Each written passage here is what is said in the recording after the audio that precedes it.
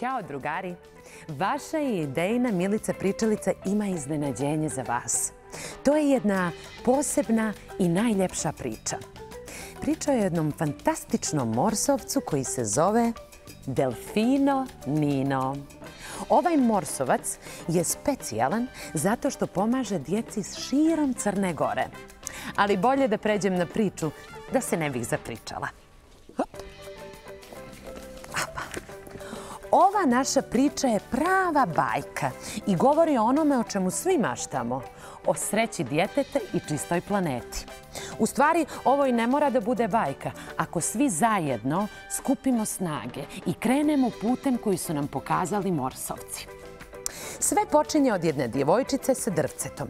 Djevojčica je živjela na jednom dalekom, dalekom ostrvu, u samom srcu okeana. Udaljena od svih. Živjela je toliko daleko da ni jedan avion ni brod nisu imali dovoljno goriva da dođu do nje. I bila je sasvim sama. Ali nije bila usamljena. Imala je svoje drvce i njime je crtala po pijesku.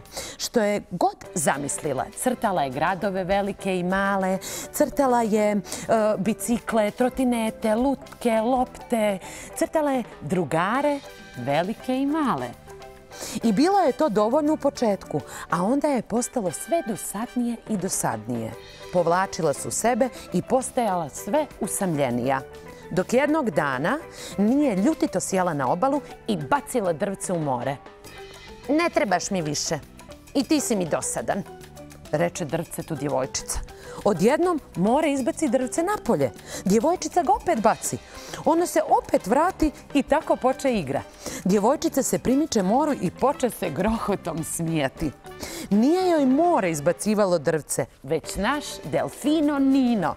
On ima senzor za usamljenu djecu i odmah se pojavi da riješi problem. Hajde, reče joj, idemo. I djevojčica ga uzjeha. Sve su obišli. Mahnuli su Šarkiju koji je vrebao da neko ne baci smeće u more. Vidjeli su zlu morsku sasu kako bezuspješno traži ribu bibu. Uvjerili su se da su Činčila Čini i njegova porodica u redu. Uživali su u poslu koji su obavili morsovci. I planeta je bila čista, a dječji smijeh je ozvanjao svijetom. Djevojčica je bila toliko srećna i uz Delfina Nina nikada nije više bila usamljena. Od 24. septembra Delfino Nino je dostupan u redovnoj prodaji.